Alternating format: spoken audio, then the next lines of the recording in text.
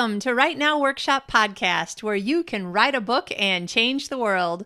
I'm your host, Kitty Bucholtz, and this is episode 63, Delight Leads to Discipline, coming to you on Sunday, May 13th, 2018. So I was talking with my friend Stephanie the other day, and I was just telling her about how unbelievably tired I am. I'm just so tired. I feel like I don't even want to be a writer anymore. I don't want to write. I don't want to watch TV. I don't want to do anything. I'm just tired. If you've done, I bet you there are so many examples of how you can come to this place. I'm sure that is probably how new moms feel. It is probably how people feel who are starting a big startup of a business. And it's definitely how I feel after a few years of what feels like constant moving, constant paperwork, more stuff to do, and never really feeling like you're ever stopping, never settled, and feeling like you don't take very much time out for play. So there's a couple of things that came to mind that made me feel like this is what I need to talk about today. So Stephanie was telling me that she was listening to this podcast called Jonathan David and Melissa Helser. And I'll put a link to the show that I'm talking about in the show notes. And they had a speaker on named Graham Cooke, who is giving a talk called The Power of Instead. And I didn't listen to all of it. I was trying to find the part that I wanted to mention to you.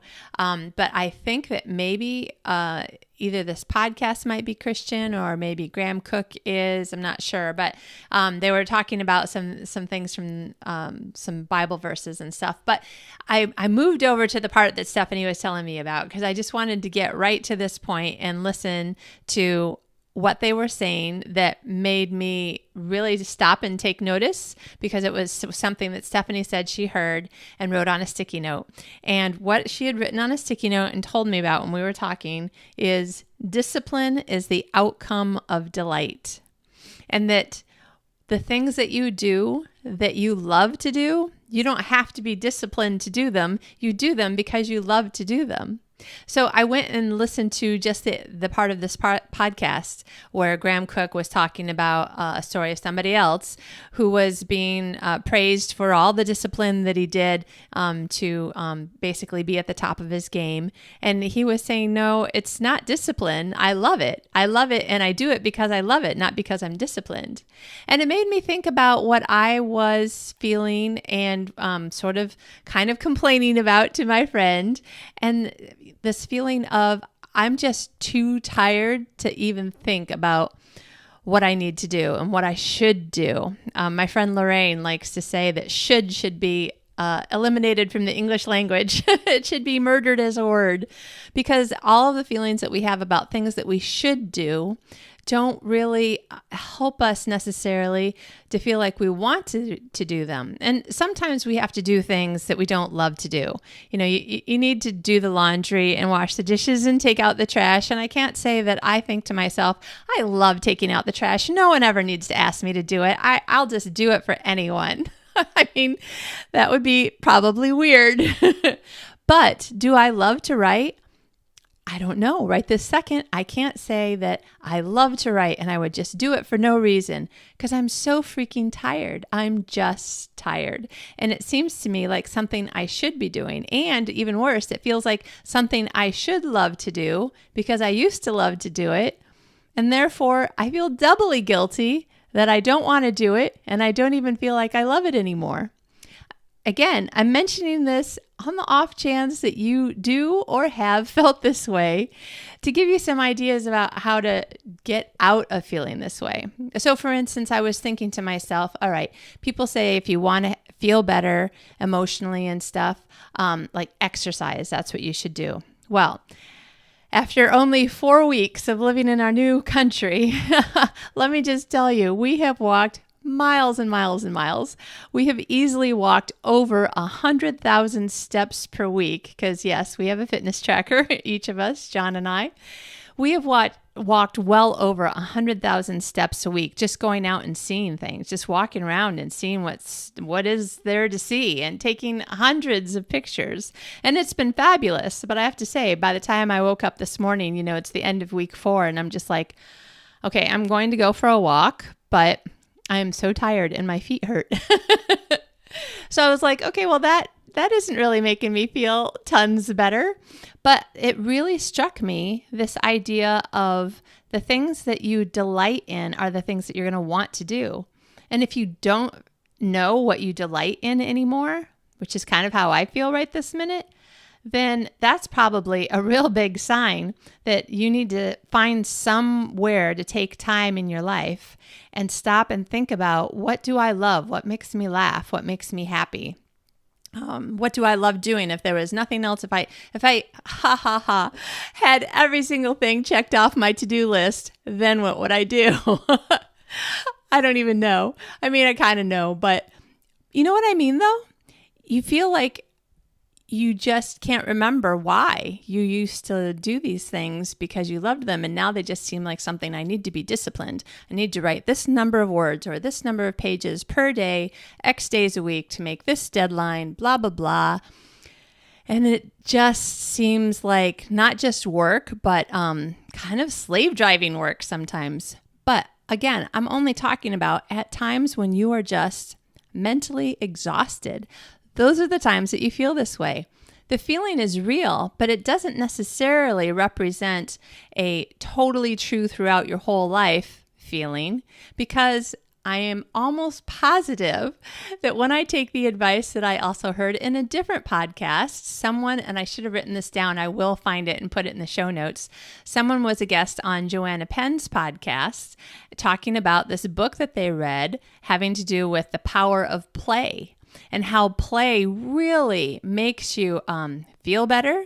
And it's kind of funny and weird, ironic that some things that you think that you shouldn't take time to do because they'll just be taking you away from what you should, remember that word, should be doing, they can actually help you to get more done and be more productive. And so this podcast, and I've been thinking about it for weeks, ever since I heard it, this podcast, they were talking about some scientific or some doctor or something who wrote a book, and this guy had read it, and it had to do with that we need to play more probably than most of us do, especially as adults with lots of responsibilities, So I was thinking about these two things, that I need to play more, and I can't remember, very many times in the last year or so that I've just been, recklessly abandoning myself to the idea of play, and this idea that discipline is the outcome of delight.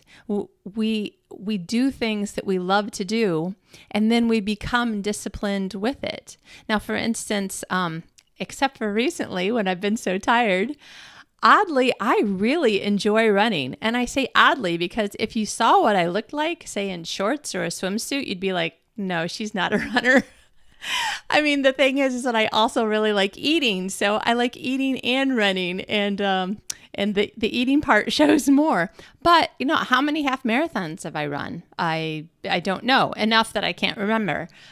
More than a half a dozen, at least half a dozen half marathons, more than half a dozen races altogether, probably more than a dozen races altogether. I just really like it. I like the way it feels, and I try to get faster, and I try to get stronger so that the next race I can just cut a little bit more time off and a little bit more time off. And I don't do it because I'm going to get anything out of it. I mean, I'm still in the very bottom number of people, what's it called? Bottom ranking. I'm still in the very bottom ranking of like every race that I run. But over the last 10 years, I've gotten a little bit faster and a little bit faster, and I just like it. And actually telling you this, I'm like, you know what? Maybe sometimes we just need to remind ourselves why we like a thing. Because now I'm thinking I should get out my running shoes. They just arrived with all the stuff that the movers delivered just a couple of days ago. They're still in the suitcase, but my suitcase of running stuff did arrive. And I'm like, yeah, I guess I sort of forgot that even though my feet hurt from over 100,000 steps of walking, I do love to run, and I should get out. And I found a couple of great parks that would be awesome for running in. Plus, it's spring, so I'm not going to get snowed on. That's a big bonus. So what is it about writing that you and I can say to ourselves, oh yeah, you know what? This is one of the things I love about storytelling. I love this part. I love that part. Oh, it makes me so happy when I like suddenly come up with this this thing. And this is the thing that I like about it. And that's the thing. Maybe sometimes we just need to say it out loud. Now, I have the joy of being able to say it out loud to you right this minute. It's just all kind of coming to my mind right as I talk to you. So if you're having a struggle trying to figure out, I don't know, I'm so tired. I can't remember why I like to write. I'm just feeling overwhelmed with the deadlines and the pressure and the financial struggles or whatever. So maybe find a friend that you can say, okay, just ask me again what I really like about this and why I do it, because maybe that'll be enough to really kind of pep you up. And finally, one last thing, because this is an encouraging words episode, and I tend to like to throw in something that encourages me, which often comes from the Bible, especially if I'm feeling down. All of this delight thing made me think of a Bible verse that I memorized like in Sunday school or something. And it's from Psalm 37:4. Delight yourself in the Lord, and he will give you the desires of your heart. Now, this is not a get rich quick scheme. It's not a way to financial success necessarily. Obviously, the point is, how much do you love God? Well, just spend time just loving on him, whatever that means to you. Maybe that means, because for me, it means being out somewhere where it's green and beautiful and that sort of thing, or making someone laugh. That just makes me feel like I'm totally fulfilling my purpose in living if I can make other people laugh, or make other people feel loved or encouraged, like the encouraging words. But I was thinking, well, maybe these things are all related, because if I'm delighting myself in the Lord, maybe part of the way that he gives me the desires of my heart is that I'm doing something that I don't need discipline for per se. I'm doing it. I am disciplined to do it because I love it. And maybe that's part of how I get some of the desires of my heart, like to be a writer and to be published and to have people read my books and like my books. And that is one of the desires of my heart. So I started thinking, some of these things, they're related enough to at least make me wonder and think about it. So I thought I'd share it with you so that you can wonder and think about it and see if any of it is helpful to you.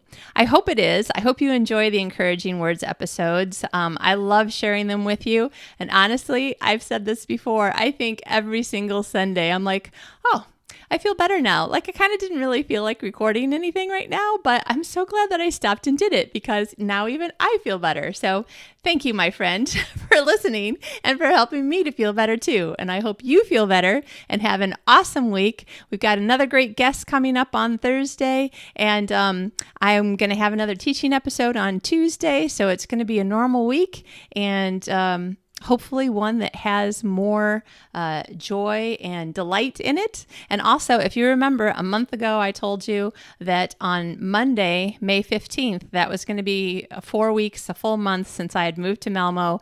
And that was all the time that I was giving myself to be, quote, off from writing, and that I would absolutely be writing by Monday.